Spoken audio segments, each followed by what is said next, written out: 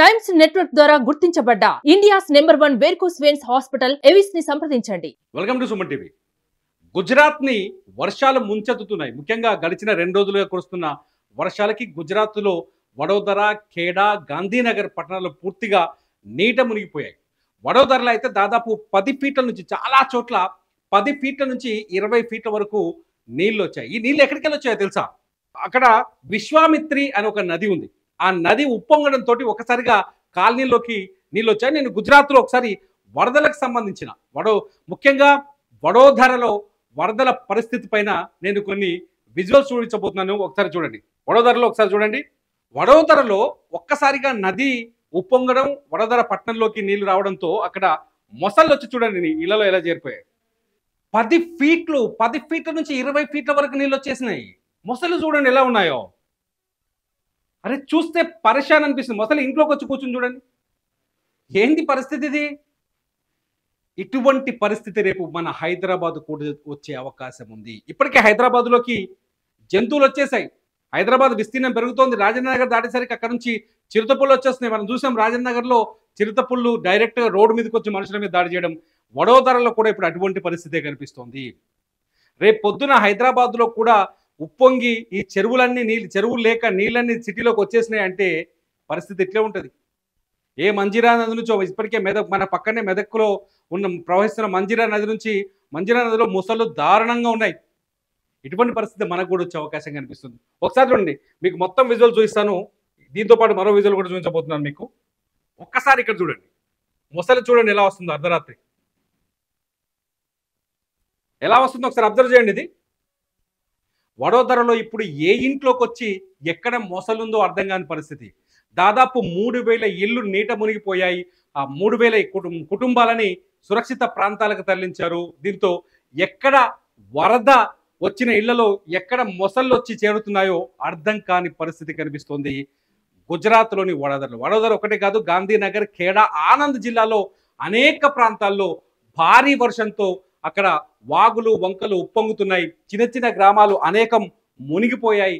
కొన్ని పట్టణ ప్రాంతాలు కూడా మునిగిపోయి అక్కడ పరిస్థితులు దారుణంగా ఉన్నాయి. ఒక్కసారి ఈ విజువల్ చూస్తే మనం అక్కడి పరిస్థితిని అర్థం చేసుకోవచ్చు.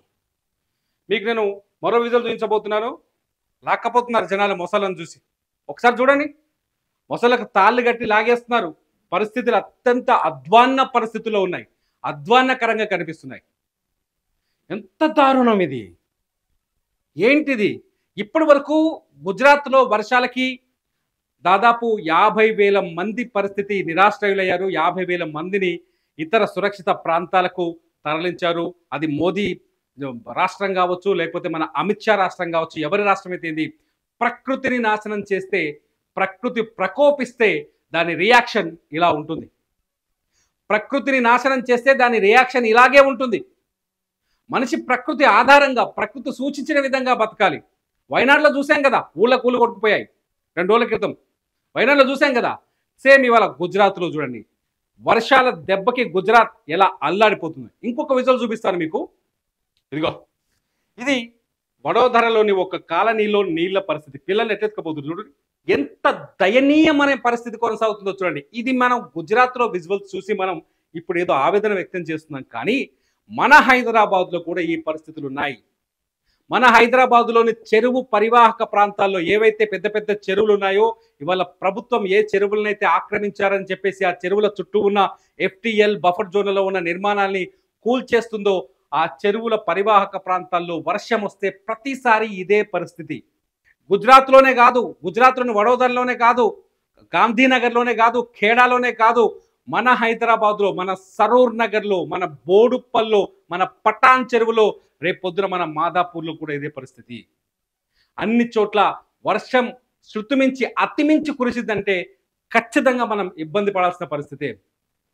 4 ఏళ్ల క్రితం హైదరాబాద్లో ఎడతెరిపు లేని భారీ వర్షాలతో అన్ని చెరువులు ఉన్న ఈ 20-30 చెరువులే, అన్ని చెరువులు ఫుల్గా నిండిపోయి ఏ చెరువు కట్ట ఎప్పుడు తెగిపోతుందో అర్థం కాని పరిస్థితి ఏర్పడింది.